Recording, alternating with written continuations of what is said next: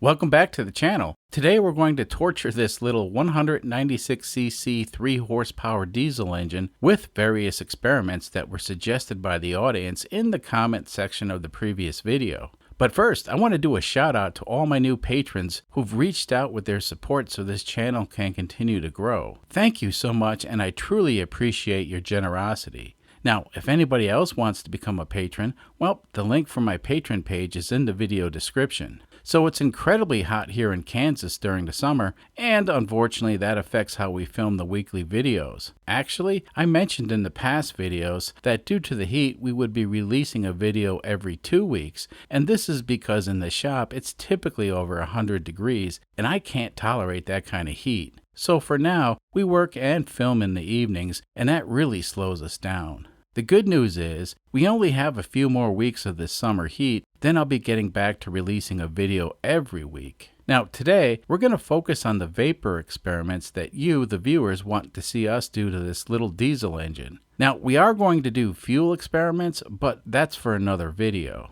Anyway, for the vapor experiments, we'll be testing the effects of bug juice and also the effects of denatured alcohol on this engine. Of course, we'll also give the engine a shot of propane while it's inhaling various vapors. Now, we do have two kinda silly experiments, and one of them is to give the engine a blast of hot air from a hairdryer and see how that affects the performance. And we'll bring out the shop vac again, and this time we'll put the shop vac on the exhaust and see if sucking the exhaust out of the engine will have any effect. If you're not familiar with diesel engines, well, the key point to all of these experiments is to see how it affects the exhaust gas temperature. You see, on a modified diesel engine, higher than normal exhaust gas temperatures is likely the #1 killer of these engines. Now, if you can, please watch to the end because we do have some fascinating things to show you.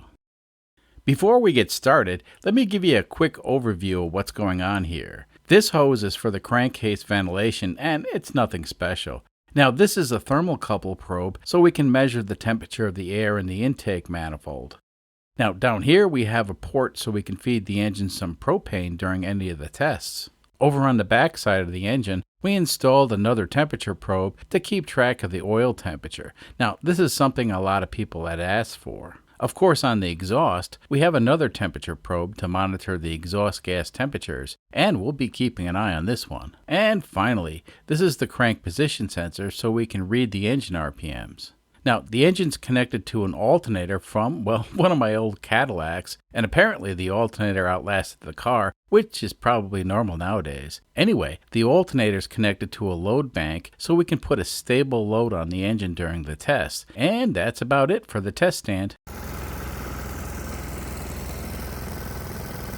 Alright, without any further delay, let's get started.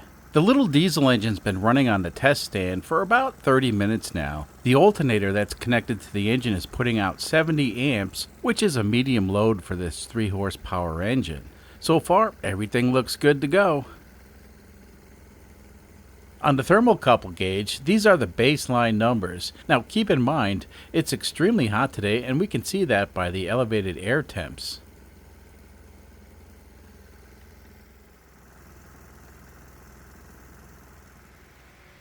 Okay, so the first experiment is to feed the little engine some hot air with an electric hairdryer. Now, as it turns out, this hairdryer puts out warm air even when it's set to cool.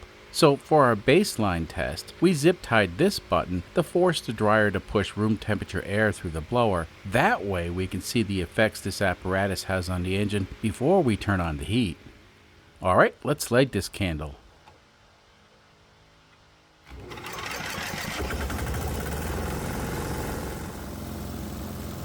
And now we engage the load.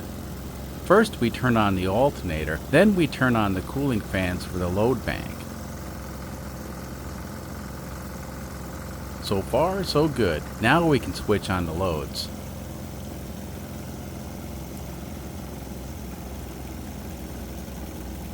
So with the 4 loads engaged, the alternator is now putting out 70 amps, which causes the little engine to struggle to maintain RPM. Okay, let's pause for a moment. As you can see, the engine's running at 2500 RPM, which is peak torque for this engine. The alternator is putting out 13.9 volts, and over here it's showing 70 amps. Now on the thermocouple meter, we can see the exhaust gas temperature is about 640 degrees Fahrenheit. The intake air temp is hovering near 120 degrees, and the oil temperature is just over 200 degrees. Now keep in mind, it's very hot in the shop today, and the ambient temperature is near 100 degrees Fahrenheit. So check this out. Now it's hot here in Kansas, and generally I have to leave the doors open on the normal Honda because I believe the heat is actually affecting the battery pack. Actually, for the last few weeks, I've turned the battery off, and I've been driving the car without the hybrid junk, and it seems to go down the road just fine. Anyway, let's look at the gauges. So far, so good, and it looks like the temperatures have stabilized. This is interesting. The exhaust gas temp went down a little bit with the forced air, but the intake air temp went up slightly. I'm going to cut the zip tie now, and this should let the hairdryer start generating warm air.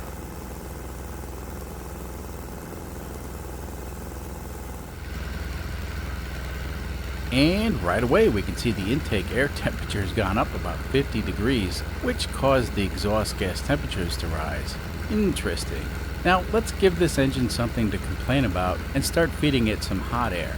So in case you're wondering, these videos are edited and I've cut about 30 minutes out of it already because, well, nobody really wants to see a small engine struggle for hours and hours. Anyway, it may seem like things are moving fast, but in reality it takes a long time to do these tests and I only show the highlights.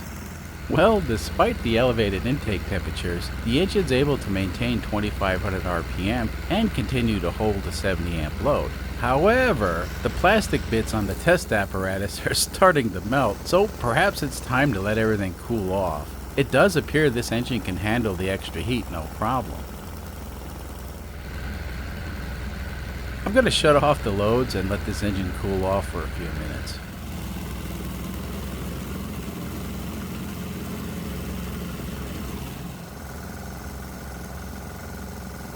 And right away we can see the intake air temps back to normal and the exhaust gas temps have dropped 500 degrees, but the oil temp's still a bit on the hot side. I'll let the engine run for a bit longer off camera to cool it down even further. Okay, next we're going to do vapor experiments, and if you made it this far into the video, you'll want to see this. The results are fascinating to say the least. So in this bucket, we have 4 ultrasonic water vaporizers. These gizmos will atomize whatever liquid we put in the bucket, and as you can see here, the bucket is connected to the intake port on the engine. Of course, when the experiments are active, we'll also have a lid on the bucket. This experiment is an upgrade from the last video, because this time around we have 2 additional vaporizers, and we're going to test things other than water. So in this container, we have Orzaka 100% spring water, which is another way of saying it's just expensive water. This will be for our baseline test. Now over here we have bug juice, which is water mixed with methanol. I believe the methanol content is close to 50%, but it's hard to say for sure.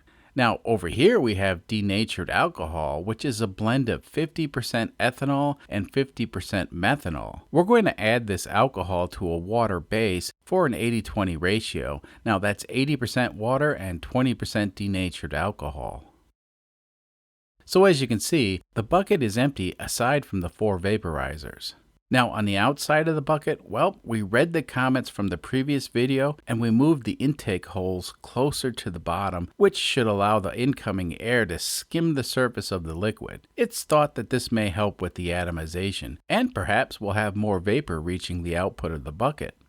Alright, it's time to load the bucket with pure spring water that costs over $2 a gallon.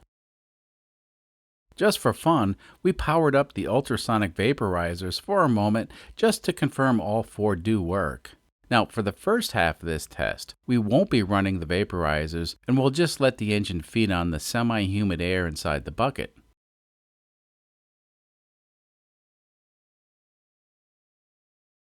Alright, clear prop.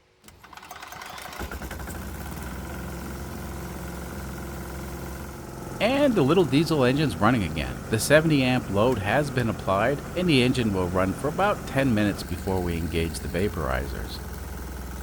Okay, in 5 seconds we engage the vaporizers.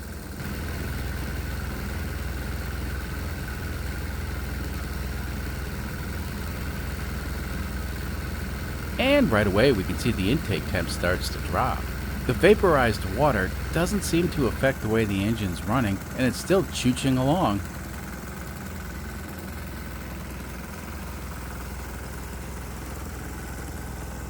It's hard to see, but there's a virtual cloud of atomized water inside this bucket.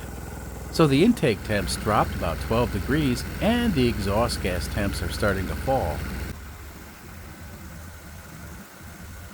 The temps have stabilized and it's not that impressive, but just for giggles, let's give the engine a shot of propane. This engine really likes the propane, but it also causes the engine to knock pretty loud. So it's hard to say if the propane is good or bad.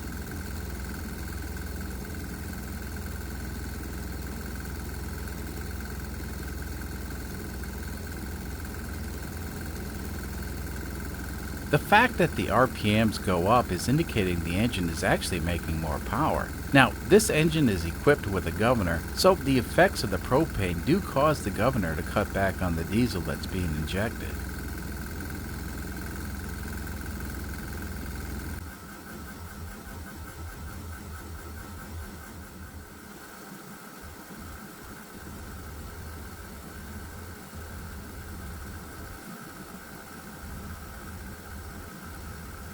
Now, the combination of the propane and the vaporized water seem to have an effect, but the knocking sound is still persistent. Okay, well, the water vapors don't help with the knocking, and that's fine. Let's figure out another way we can torture this engine. Okay, so the bucket's been emptied of the expensive tap water, and now we're going to feed the engine some methanol-laced water and see how it likes that.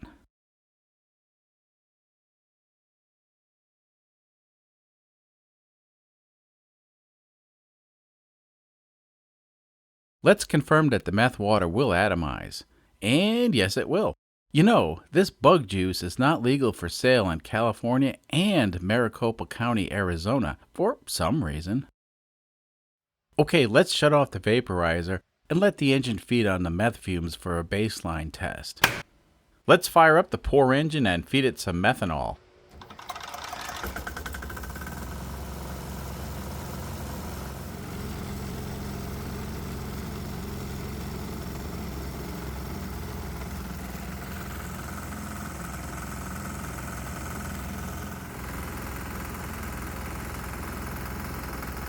Oh wow, the engine's knocking like crazy.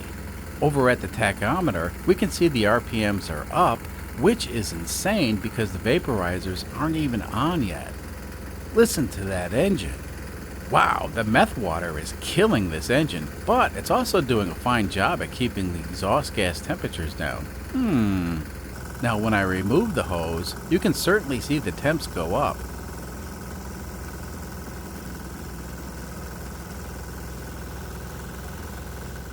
This is fascinating. Without the vaporizers active, well, the fumes from the bug juice have caused an increase in RPMs, which means more power. But I'm afraid the knocking sound I'm hearing may destroy the engine.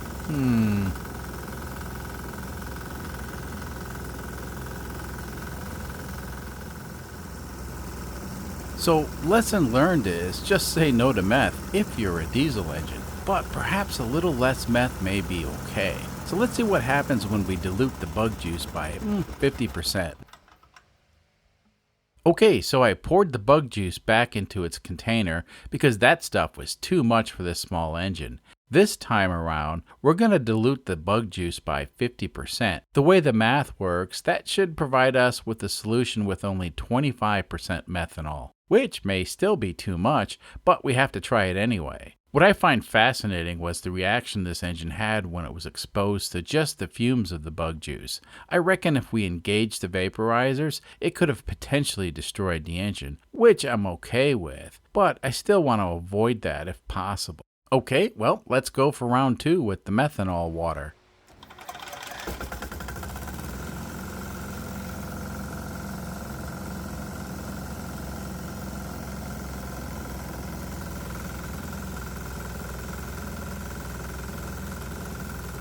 Well, I can still hear a knock, but the show must go on. This may be hard for you folks to see, but from here I can see the tachometer is reading a little bit high, so the diluted bug juice still has an effect without the vaporizers on. I'm thinking this engine likes the methanol even though it's causing a bit of a knock. Okay, I just turned on one of the 4 vaporizers. Let's see what happens.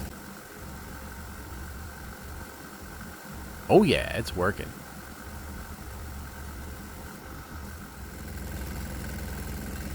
You know, at this point, well, let's see if a shot of propane helps or makes the situation worse.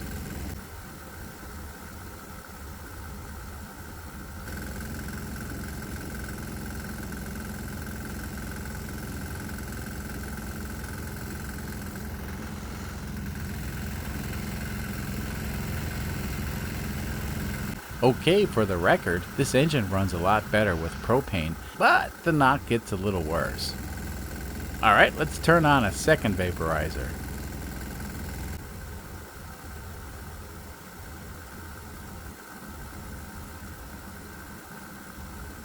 Wow, it takes a few seconds, but I reckon we're now seeing the effects of more atomized methanol in water. So on a small scale setup like this one, a tiny amount of methanol makes a huge difference. Now this little diesel engine's putting up with my shenanigans quite well, and unfortunately I have no idea if I'm doing any long-term damage. But I do know that a shot of propane right now would be the wrong thing to do, but let's do it anyway.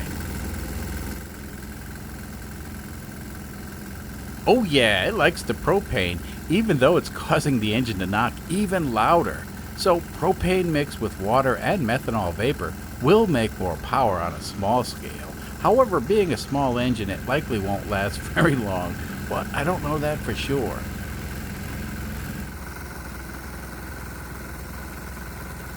Let's move on and see if this engine can tolerate a concoction of denatured alcohol.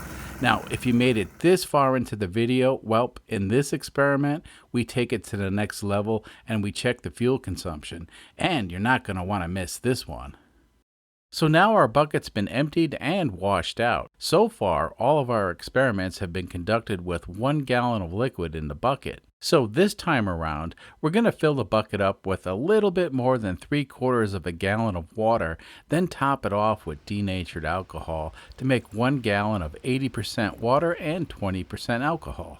Fast forward a bit and the bucket's been filled. Now, this is interesting. The resulting liquid from this mix appears to have an unusual color. Now, I wonder if it's dissolving the plastic. Well, I guess I don't care. Let's see if it vaporizes. Well, I'm not sure what you would call that. Now, the only thing I can think of is this water is right out of the refrigerator and it's cold. But with the elevated ambient temperatures, well, it won't be cold for long. Let's go ahead and see what this stuff does to our little diesel engine.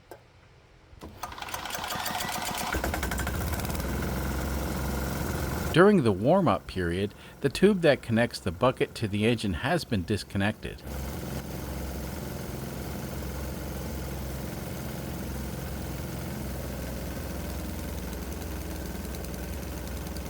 Yep, the engine sounds a little choppy with a load on it, but that's normal for this engine.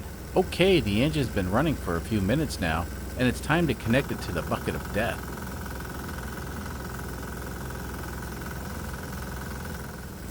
And right away we can see the exhaust gas temperatures are dropping along with the intake temps, which is good, but I'm also hearing a knocking sound from the engine, which may be bad. Just for fun, let's turn on 2 vaporizers and see what happens. It appears the vaporizers are doing their thing and the exhaust gas temps are dropping once again.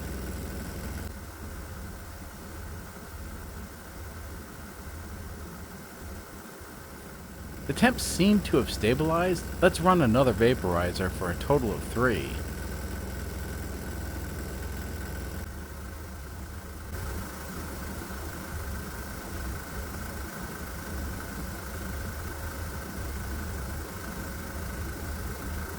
Alright, let's go for 4.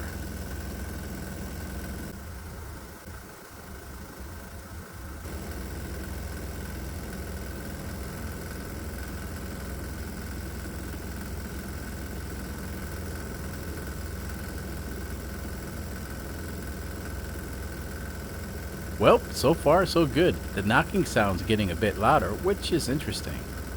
Now, will a shot of propane help? Let's find out. Oh, it likes the propane, and the knocking sound got a little bit louder. I guess that was to be expected. Now check out the RPMs. This is fascinating. Let's let the engine run for a while on this elixir.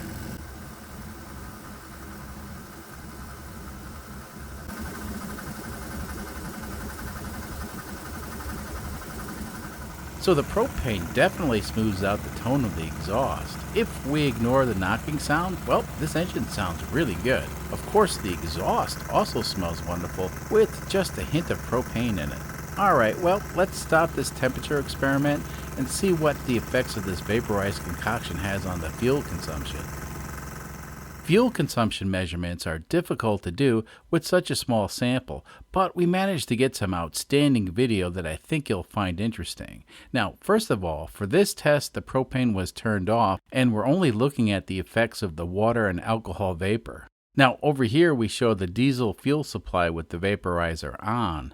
This one shows the fuel supply with the vaporizer off, and the engine is just reacting to the fumes that are in the bucket. And finally, we show the fuel supply with the bucket completely removed and the engine is consuming fresh air. Now, during this entire test, the engine stayed running and we allowed a few minutes between each test for the engine to stabilize before we started measuring the fuel consumption again. And let's get started. Right away, there doesn't appear to be much of a difference, but when we switch over to fast forward, the difference becomes very clear.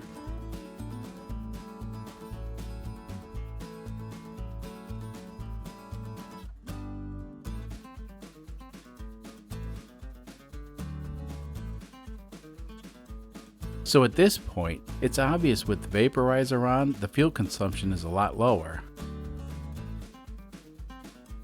Now we're starting to see a difference between these two. So with the vaporizer off, well, just the fumes from the bucket have an effect on fuel consumption, which is amazing to see with such a small sample. Wow, the vaporizer seemed to make a measurable difference. Now, here's something that's not quite so obvious. With the vaporizer on, the engine ran an average of 25 RPM faster, so not only did the engine consume less fuel, it also ran faster. Now, with the vaporizer off, we saw an average of 8 RPM faster, which is also interesting. Now, a quick calculation is indicating roughly a 16.5% improvement when we run the vaporizer. Now, keep in mind, this is with a 70 amp load on the alternator, so this engine's doing real work and it's doing it with less diesel fuel. Of course, this is not a sterile environment like a lab, and I'm just a guy playing with a diesel engine on a hot summer evening. It's hard to say if what we're seeing is a genuine improvement that can be scaled up on a real diesel engine, or it may be that this toy diesel engine is so badly engineered that feeding it garbage actually makes it happy. I'm going to give this some more thought. Anybody else care to speculate? Now for the bad news. You see, the alcohol that we used for this experiment costs $15 a gallon, so this is not an economical solution. However, I reckon with some experimentation, we could get the cheaper bug juice to perform about the same. Now, these experiments are just for fun and to learn a thing or two. I definitely had some fun, and in fact, I did learn a thing or two. For the last experiment I want to run today, it involves the shop vac again. But this time, instead of blowing air into the intake manifold, well, we're going to suck the exhaust out of the engine and see what happens. This is one of those experiments that are easier said than done because the heat from the exhaust will actually start melting the shop vac after a few seconds, but we'll give it a try. Okay, so you want to keep an eye on the RPM and the exhaust gas temps, but mostly the exhaust gas temps. And here we go. The RPMs are more or less staying the same, however we are seeing a drop in the exhaust gas temps. The vacuum hose is actually starting to get soft from the heat, so only a few moments more.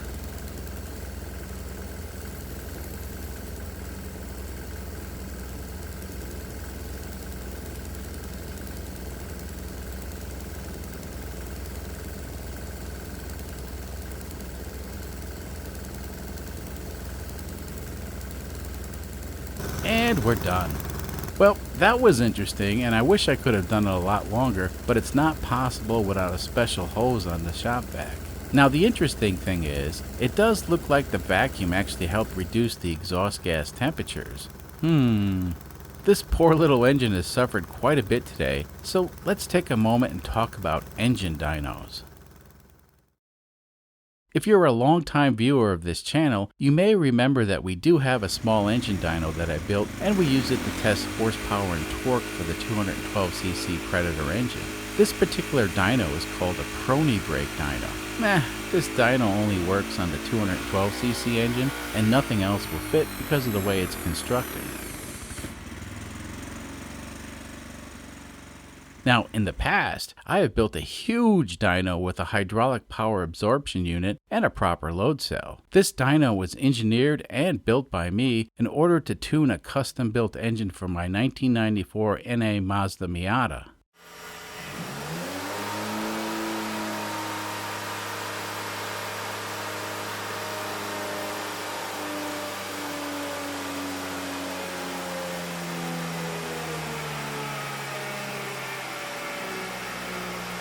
Basically, with this dyno, I was able to build a 1.3 liter engine that had the same off-the-line performance as the stock 1.8 liter engine. Well, up to 45 miles per hour. After that, then the stock 1.8 had the advantage. Anyway, the purpose of that project was to build a commuter car with decent street performance and to get a consistent 45 miles to the gallon without doing any special tricks. As you can see, I put a lot of effort into that project because I love the challenge. You know, nowadays, well, the performance and the fuel economy I was getting is nothing special. But keep in mind, I did this stuff before it was common to have a silly small engine in a vehicle.